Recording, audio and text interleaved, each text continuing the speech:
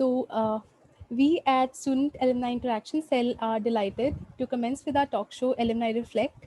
SAIC is an organization set up to encourage alumni interaction with the students of TIT. So today I, Khushi Goyal, will be having an enlightening conversation with Ms Surbhi Jain, who is currently working as an avionics software engineer at Airbus France and has also served as an intern at Schneider Electric and a business technology analyst at Deloitte, India. Ma'am, your impressive work experience and rise through ranks is truly commendable, and we are honored to have you here with us. How are you? Hi, Kushi. Thank you so much for the lovely introduction, and I'm thrilled to be here and to be invited by Thapa University to be able to say something on my journey. That's a wonderful opportunity. Thank you for having me. So, ma'am, how are you? How is Toulouse? Toulouse is good at this time of the year. It's quite, it's springtime, so feeling good. But yeah, pandemic is there, Yeah, so little bit, right. uh, yeah. Starting as an intern to now being an avionics software engineer in one of the world's largest airline manufacturers, how do you feel about this journey? It has been a long, challenging, and yet a rewarding experience, I would say, because I made a switch. So in Thapar, I was doing electrical engineering, and then I moved into masters in aerospace. So that's a different kind of switch that I did, and because of that. I did a lot of struggle. I had to discover new things. So overall, the journey was quite fun as well as challenging as well. The Yeah, hard work paid off. yeah. Eventually, I would say. Yes. So, ma'am, what was your first reaction when you got hired at Airbus? So I think anybody who works in aerospace kind of knows, there are only like there's Boeing, there's Airbus, there are these few players in the market. Yes. So for me, when it happened, I was like, did it really happen? And did I get it? And even even after you receive that email that okay you're hired, you keep reading it. Okay, okay, yeah, it's true or not. So you have to pinch yourself. So for me, it was quite a big moment. It was a very big moment for my family also, and honestly, till date, it feels like it just happened somehow. It was out of luck. So I don't know. Not luck, sheer hard work. So, do you miss India? When was the last time you came home? So it has been 2 years since I came home because I came last for my marriage, and Oh, after that, there was the pandemic, and I could not visit my family afterwards. right. I do miss India. There are some things, of course, because my family is over there, and the food, of course, that everybody misses eventually. Obviously. Yeah, so yes, it's been long. I'm just hoping to go soon, like go in near time, in near future, whenever it's possible. Yes, do visit Thapa when you come, okay? Yeah, if situations allow. Yes, ma'am. So, I'll be asking you some college related questions now, okay? Yeah, sure. So, what were your first expectations from Thapar and how did it eventually turn out for you? So eventually, because for me, I was entering into electrical engineering. So, and my father was also, he also did his engineering in electrical field.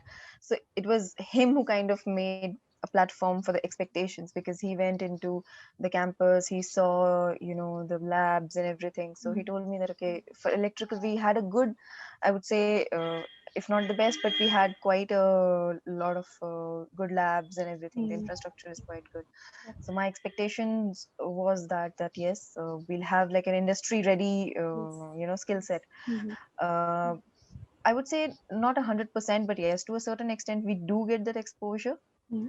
uh, but yeah, I think at our time we still lacked that kind of communication between our curriculum and the industry, what is going on exactly in the industry.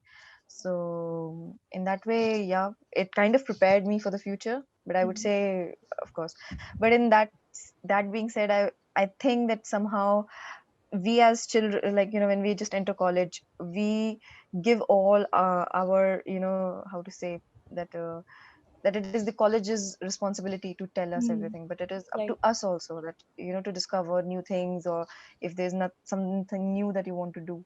So it's both ways. It's the college also, and you also have to make the effort to That's push right. your career. True.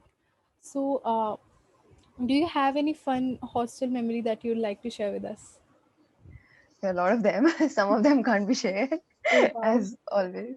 Yes. But yeah, for me, I think I was thinking, what could be that one memory, and of course, with my friends in hostel, with all the girls hostel, we used to have a lot of fun. Mm. But I think one thing that sticks with me till today is that I was the only girl in electrical branch who got an F. Oh, Because my attendance got less it was below 75 for one mm, subject, mm. and still I was able to maintain a higher than 8.5 Wow. GPA. So I think I was this one combination where I used to study when I wanted to, but then there were sometimes I was like completely reckless. So that kind of happened with me. Wow. So, despite of an F, that too because of attendance, you pulled off an Yeah, 8.5. Wow. yeah. I think I had to compensate that. So, what was your favorite college fest? I used to like Saturnalia more Mm. than Aranya, because, of course, you have all the singers coming in. You have like a party vibe going all around. The campus is lit with lights, and it's all it's like a big Diwali going on. Yes. So I used to enjoy Saturnalia more. I don't have particular one in mind. Like Lucky Ali was there when I think we were Oh, there. wow. Once Sunidhi Chauhan was also there. Yeah, there was this one time there was the local train band. It's very it's a small one. So No, it's very popular nowadays. yeah, Everyone. nowadays it's popular. Yeah. That time they were just new. Everyone. Yeah, so that was really a memory I have. I was with my friends at the back of the course amphi, and like shouting out on the top of our throats. Yeah, it was really fun. So you had a good time in college. Yeah, yeah. I was like, I used to study also, but fun part was full on. No compromises on that. That's the way it should be. So Yeah. are you in touch with any of your college friends, Thapa friends? Yeah, I think many of my actual friends from electrical only, we were only like 10 girls in a batch of 80 Oh, wow. people. So 70 guys and 10 girls. So I think out of those 10, I still have contacts with 4 or 5 of them. That's So we talk sometime. But yeah, it's not the same, but yeah, at nice. least once in a So while. right now there are like 50 plus societies in Thapar. So Okay. were you in any of them in your time? I think this was the thing that I lagged a lot at my time. I was not very enthusiastically participating in the societies, which I should have. I realized it later, honestly. Mm. At that time, I was just like very sporadically. Sometimes, okay, took part in one event and then got out of it, then not following it through in this next year, and then be like, okay, I could not see how they would eventually help me in my Mm. career. So I was not very consistent with them. But I used to take part. Like there was this Thapar University student satellite program. There was once, so they were trying to build a nano satellite. Mhm. Eventually, that should have gone to space, but the project got shelved. But still, I was part of it for a year. So that was one thing I did. Apart from that, mini workshops here and there. Nothing more. So the ones that suited your interests, astronomy. Yeah, yeah, and sometimes helping my friends who were already in the Saturnalia and Aranya committees to do some job, some stuff like that. So why did you choose France for your higher education, and what procedure did you follow to apply for masters?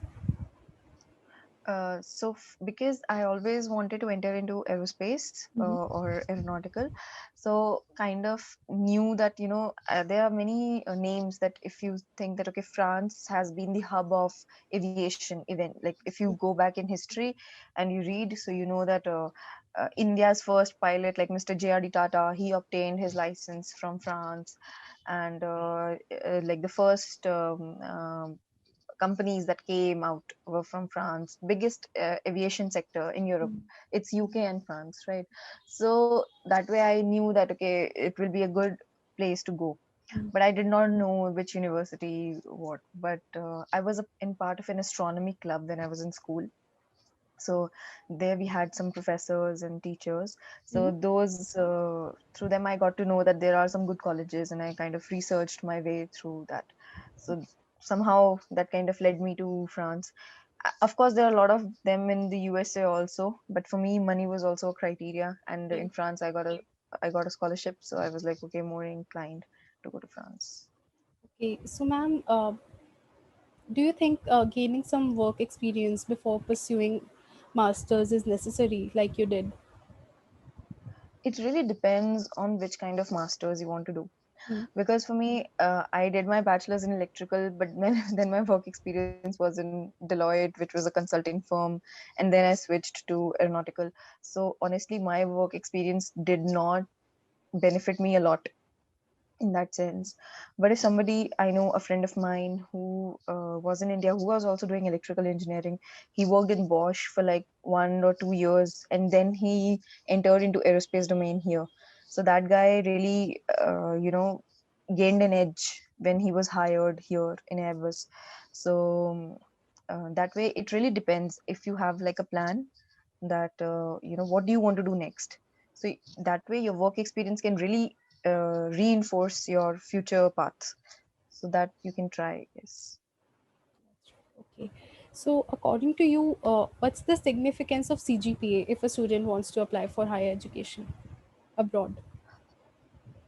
For broad, I think it does matter, but I would say it isn't the only thing. Okay. You because I think colleges outside India, they see at your full application, Right. how are you as a person. Mm-hmm. uh, I mean, I think they would prefer a person with 7 CGPA with extracurricular rather than a 9 pointer who has done nothing in life. Right. So I think that way they want a person who has a more all-round personality, Mm-hmm. and overall application, your scores, your letters, your essays, everything matters.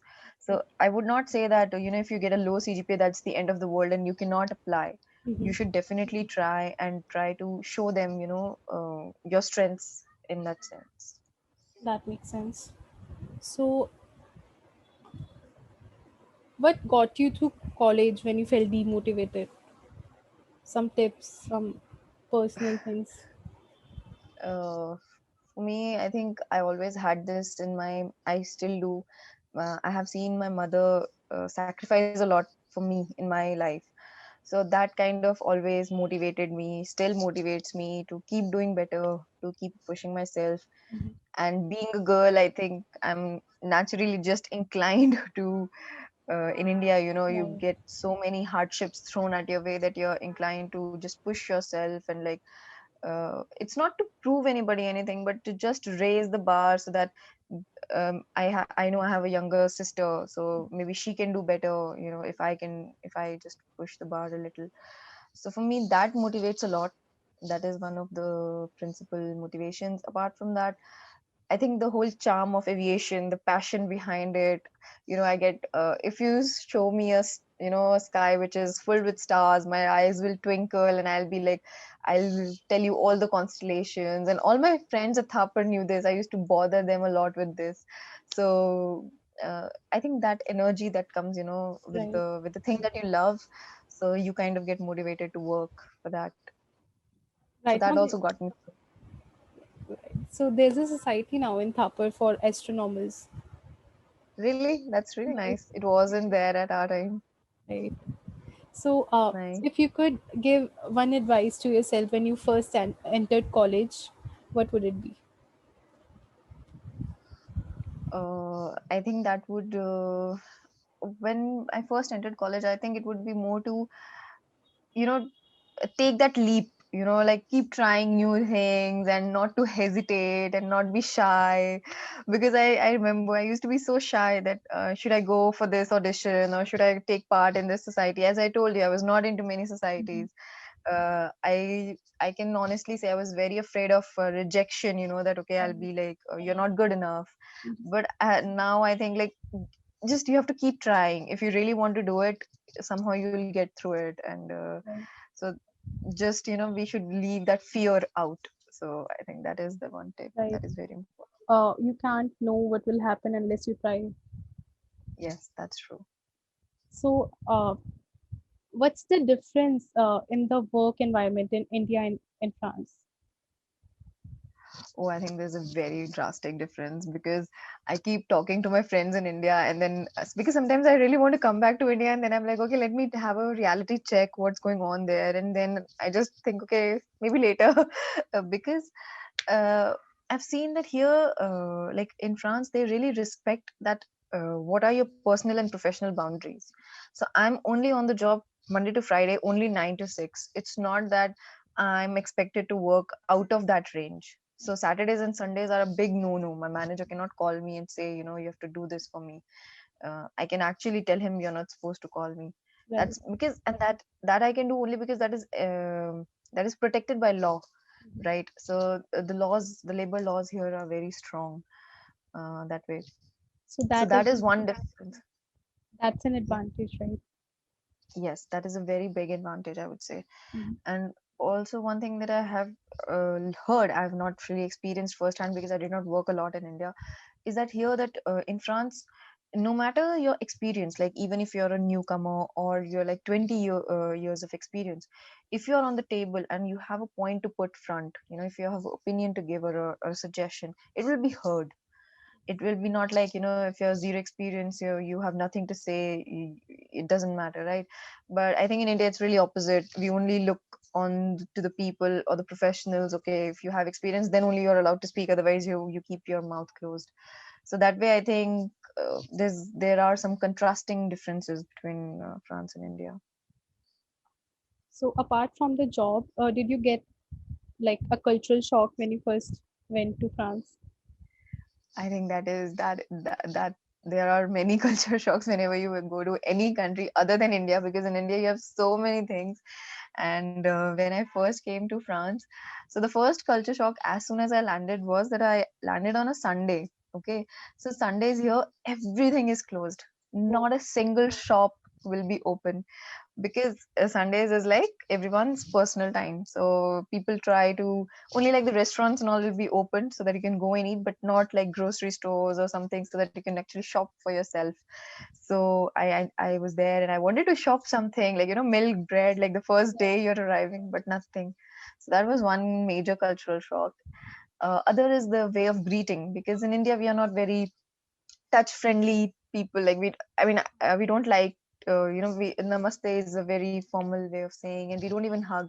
But here you do the bees, which is like you kiss on cheek to cheek. right. And you can do it with a complete stranger also sometimes, because of your professional environment. So that for me was a very, very big cultural shock, which honestly, till date I haven't gotten really used to it. But okay, now I'm getting better with it. But yeah, it's still a big thing. Right.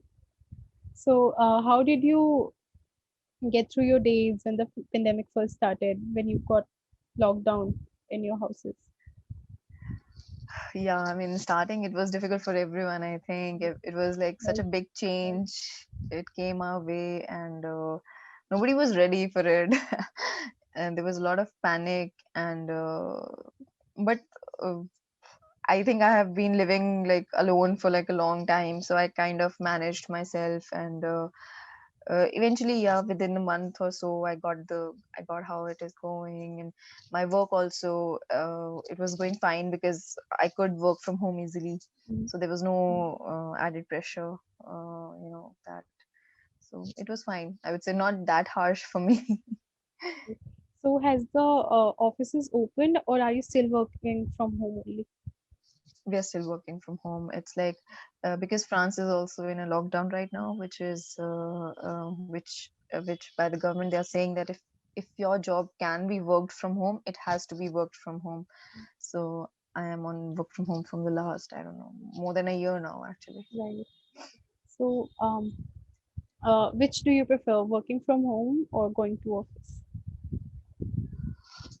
Yeah, they both have their plus and minus, I would say. I really would. Some days I enjoy waking up late and not worrying about the travel time and going to Right. the office. But some days you really need to see your colleagues and you really need to. Some meetings you really can't do them on virtual meetings. You really Right. need to be there because mine is a technical job and you really have to do some calculations and you need support from somebody, and Right. I also have to do testing on hardware, Mm-hmm. so I really need to go also. So I think it's balance of both. That's cool. So, when did you first know that you want to go into the aviation industry? What was your main motivation behind this whole thing, like the aviation? Yeah, for aviation, I would say that in my school, I think in sixth or seventh standard, they introduced this astronomy club, and I got involved in it and slowly. And I think at that time, Kalpana Chawla was the main big thing in India. She was the leading lady in that sense, uh, and she was from a town where my aunt lives. So I used to go over there. So I used to hear her local stories also. So that kind of really motivated me at that time. Then yeah, I continued that club for many years and got different exposure. Mhm. Different. I used to go to Nehru Planetarium in Delhi, where they used to do these shows and Right. everything. Some other workshops. So that kind of slowly, that kind of made my inclination. It was my teachers who kind of motivated me. Then there was I remember my teacher. She gave me the opportunity to meet Sunita Williams also. Oh, wow. Uh, yeah. So when you're a kid and you get to meet these big people, and that kind of stays in your brain, right? That this thing. So that kind of paved the way for future. And I could not get a good rank in IEEE enough to get a aerospace engineering in Punjab Engineering College. I wanted to go there eventually, but then I knew that eventually I can enter into aerospace if I do something in electrical or mechanical. Okay. So my next option was that okay, I'll finish my bachelor's in electrical and then I'll use it for my master's. Okay. So, ma'am, do you aspire to go into space one day? That aspiration has been put on hold because, of course, if I can from the Indian side, I can. But like if I have to go from anywhere else, like from France or I have to change my nationality, Oh. which I'm not currently in the state to do. Mhm. So for India, yeah, ISRO is doing a great job. They are advancing a lot. But even now, because I'm kind of in the middle, that I'm doing a job in France, but I can't like be a participant in any ISRO program because I have to be hired over there. So yeah, I'm in the middle. Of course, that was the original dream to be an astronaut, but I don't think so that is going to be happening anytime. Okay. So, ma'am, as you know that there aren't any good schools in India for aeronautical engineering. So, what will you advise the students to do? Like go to abroad for BTech only, or do as you did, BTech in India and masters Uh, in abroad? but I think, I mean, it's not that there are not schools, but they are limited, I would say, because there are IITs also, then there is IIST, and now they are opening like private universities. There are some private universities which are still entering in the aerospace sector also. So Okay. I would not say it's that bad, but yes, limited options. So for the students who want to go into this field, I think first they should think of the end result a little also, that what do they want, Mhm. right? Because uh, in India we have education but we do not have a strong industry as such. Right. So if you want to enter into the aircraft industry, you will have to eventually go abroad, I would say. But if it's about the space industry, which is actually growing now in India, so I think yes, you can study and then aspire to sit in the exams for ISRO or HAL or DRDO as well. And I would not say that. I mean, I'll say there is a lot of scope there also. In India, we have a boom of currently we are seeing a boom of space-based startups in Right. Bangalore. So I think that is a good future prospect. Okay. So we are always told that get that degree, get the job, and you're set for life. But what's the reality out there? What's the industry actually like? I think that we hear from ninth class or 10th class that keep Right. doing this, and then Yeah. you have 11th, and then I think the whole idea here is that how much do you want to grow? You know, Mhm. even if after, if your degree is enough for you, then you can stop right there. I mean, even you want to grow in your job, you want to like raise your position or something.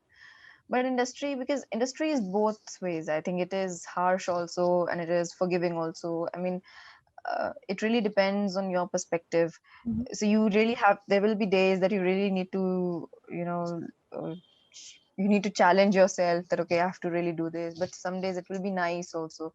So it really depends what you are looking for, because I know that some companies, they really look out for the well-being of their employees, and they're Mhm. concerned not about only the work that they are doing, but like the mental health, the physical health, all these aspects of the employees as well.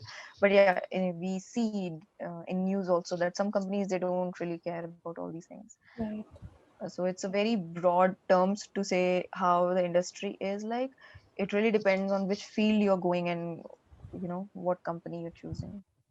Okay. So, ma'am, where do you see yourself in 5 years?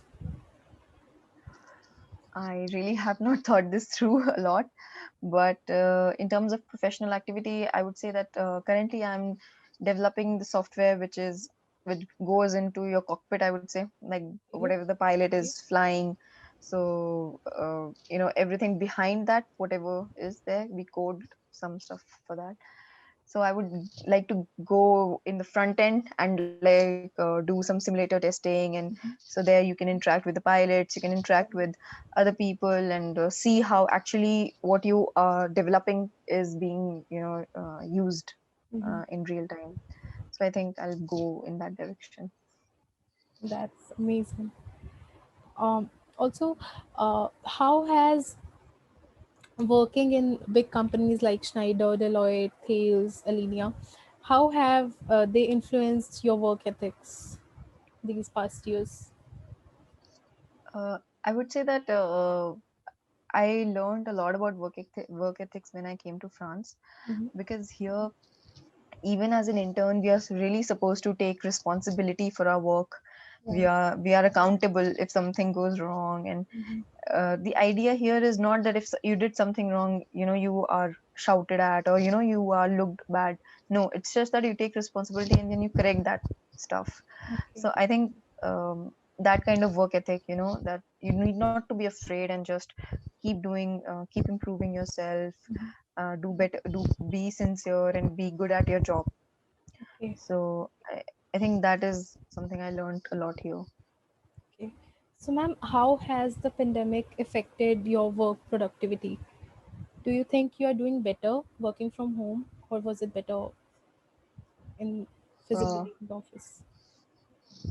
I think again, it is really dependent. Some days I think I'm really efficient when I'm working from home, Mm-hmm. but some days, as I said, that I sometimes I really need some tools or some inputs from somebody else, and then I'm like really stuck in my own pace that I could have used someone, Mm-hmm. in that sense. But uh, I like to work from home, I say a little bit more than going to office, because I like to control that. Okay, I can, when I can do this or do that, and it schedule my meetings in my own time. So that really gives me a lot of flexibility. So I kind of enjoy that. So yeah. So, how is Airbus treating you? What's the fun part of the job? So Airbus is treating me good, and fun part, there are many actually. I just uh, so recently there's this Airbus has the biggest plane, it's called A380, which is a double decker plane. Okay.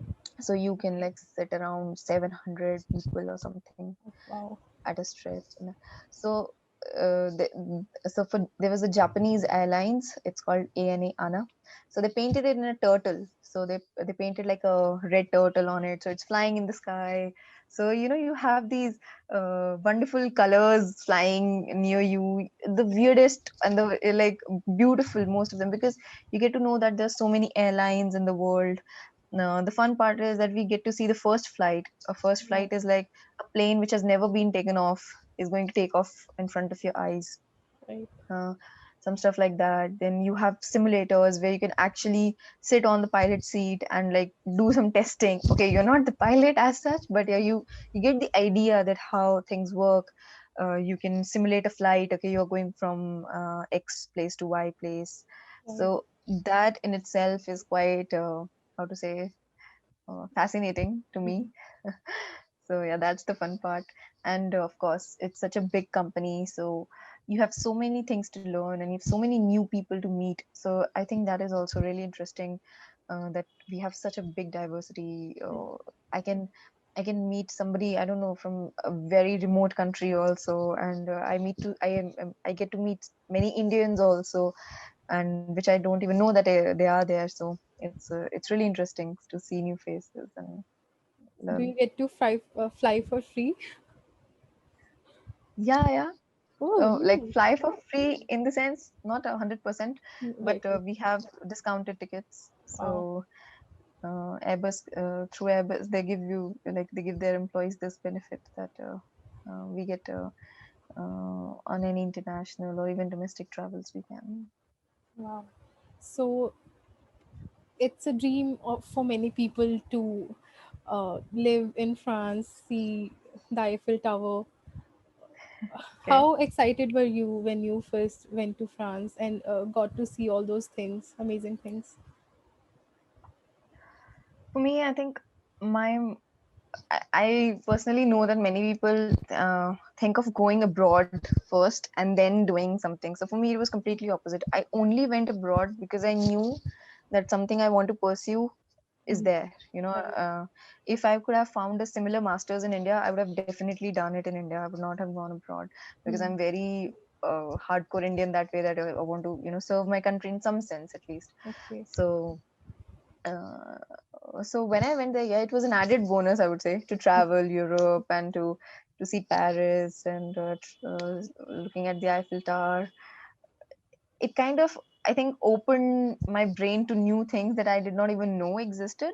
Right. And kind of, I think the biggest thing it has given me is respect for each and every culture in the world. Right. So sitting in India, I used to always think, yeah, we are very different from, this part of the world, and we are very different from this part of the world. But when you go there, you meet people from all different countries, and you see like, oh no, this is the same thing. They do this just like us. Mhm. So I think that was something I learned a lot when I went to France, and all my travels were around this. So it was pretty exciting actually, and still till now, I think. Now I'm fed up of honestly of Eiffel Tower because I've been to Paris so many times. Right. But overall, I think Europe is a very nice place for that way, like, to explore yourself and to Mhm. travel. Uh, Okay. So, how did you learn French? okay, so for French, it was in our school in when I was in sixth class. Okay. So they introduced French, but I would not say that was like a very good French Right. because and I pursued it for a few years. And then, of course, I forgot it because when I was in college, I didn't do anything in Mhm. Thapar and all. But that kind of just, I kind of felt that, okay, at least if I try again, I'll know some parts of it and I can do that. Right. So in my master's, so apart from the master's main curriculum, we have an added class on French. So they Okay. give that to the international students so that Mhm. they can, gain language skills. So I did that. For 2 years. So yeah, Okay. So, could you say something in French? Anything? yeah. Give me a sentence. No, anything you want to say. Just tell me the sentence and then tell it in French. Okay. I can say that all the best for your studies. Sure. Okay, so bon courage pour votre étude. Oh, wow, that sounds very difficult. Kudos to you for learning all of that. So now we will be doing a rapid fire round. You'll have to Okay, give quick answers, whatever comes to your mind. okay. If you weren't going to go into the aerospace industry, what will Yeah. be your alternate profession? Oh my God. Electrical engineering, of course. Okay. Your go-to place to hang out on campus. Of course, Okay. Book. If a book was written about you, what would be its title? the rebel. Oh, wow. If given an opportunity to go back in time, what is one thing that you would like to change about yourself? I could have smiled more. I was very serious as a kid about my studies and everything. Okay. Favorite activity when you're not working? Cooking, I would say. Okay. A hostel hack that everyone should know. Oh, hostel hack. Oh God. Wash your clothes in the night. It's free. It's empty. Like the machines are Right. empty.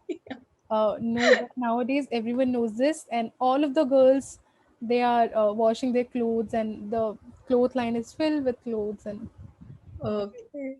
now we give our clothes to laundry. Okay. One principle that you abide by till date. Respect everyone Right, from the heart, actually. right. Now I'll be asking you questions. You have to choose between two things. What you prefer more, Okay. YouTube or Netflix? YouTube. Early bird or night owl? Night owl. All coders are night owls. Okay. Vacation in India or Europe only, or anywhere abroad? Now in India, I would say. Right. Attendance or sleep? Sleep. G block or Jaggi? Junkie, of course. Studying, no, staying in or socializing with people? Staying in anytime. Oh my God, we are so similar. Okay. So, this brings us to the end of this interview. Okay. Lastly, what advice would you give to all aspiring engineers today? I think today we really need to really know what we want. Actually, right now, what I see in the global environment, working in an international environment, is that India has a lot of potential. We are producing, we have the youngest workforce in the world. Right. And I see that because in Europe, we have a lot of people who are old, and that's why they are welcoming Indian students a lot these days. But as Indians, I think if we can kind of be more prepared in our heads, what we want to do next, or have that confidence that yes, we can do this. I think that can really help our younger generation, and you guys can, future engineers also, and not just like work for pennies, like that. Okay, just like, okay, this is the package I'm getting, and I'll settle for it.